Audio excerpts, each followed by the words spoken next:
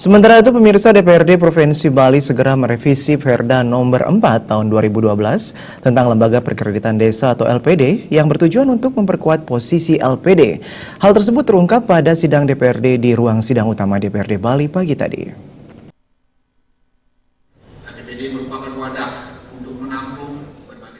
Dalam sidang yang dipimpin langsung Ketua DPRD Bali Nyoman Adi Wiryatama dihadiri para anggota DPRD Bali beserta pimpinan SKPD di lingkungan Pemprov Bali. Dalam kesempatan tersebut, Gubernur Bali Madi Bangkupastika menyatakan alokasi anggaran untuk tahun 2017 mendatang adalah untuk pendidikan sebesar 23,26%, sementara untuk bidang kesehatan dialokasikan sebesar 12,34% dari total APBD. Sementara untuk program lainnya seperti bedah rumah, Simantri, dan program lainnya masih tetap menjadi program prioritas. Terkait hal mendesak mengenai musibah putusnya jembatan kuning yang menghubungkan Nusa Ceningan dengan Nusa Lembongan, pihaknya segera memberi bantuan sementara dengan pengadaan booth untuk siswa dan masyarakat lainnya beraktivitas.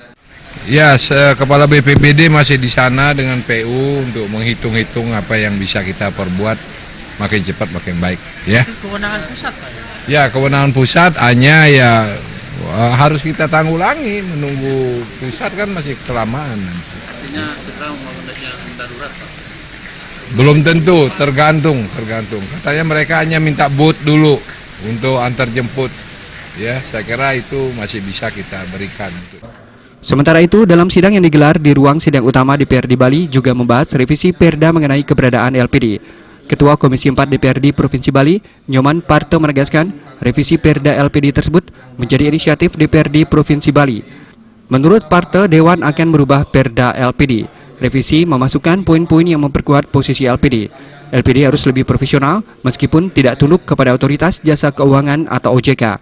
Namun, bukan berarti tidak akan melakukan pengawasan yang baik. Audit harus dilakukan, regenerasi harus dilakukan, serta pelatihan-pelatihan harus diberikan. Dan yang terpenting, desa adat atau pekraman yang selama ini belum memiliki LPD akan diwajibkan memiliki LPD untuk membantu masyarakat yang membutuhkan bantuan.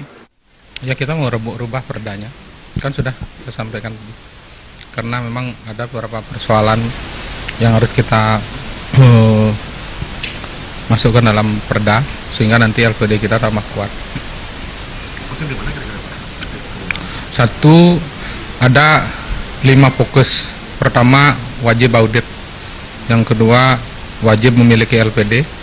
Jadi desa pekraman yang LPD-nya bangkrut, ada 55 yang sama sekali tidak pernah membuat LPD, kita wajibkan membuat LPD. Kenapa wajibkan? Karena begitu dahsyatnya peran LPD. Yang ketiga, penyiapan lembaga penyangga likuiditas, jadi untuk nasabah-nasabah agar mendapatkan perlindungan. Ditambahkannya, LPD yang bermasalah akan berdampak kepada desa adat. Karena itu, perlu dibuat pasal yang mengatur sanksi adat. Jaya dan Indrawan, Bali.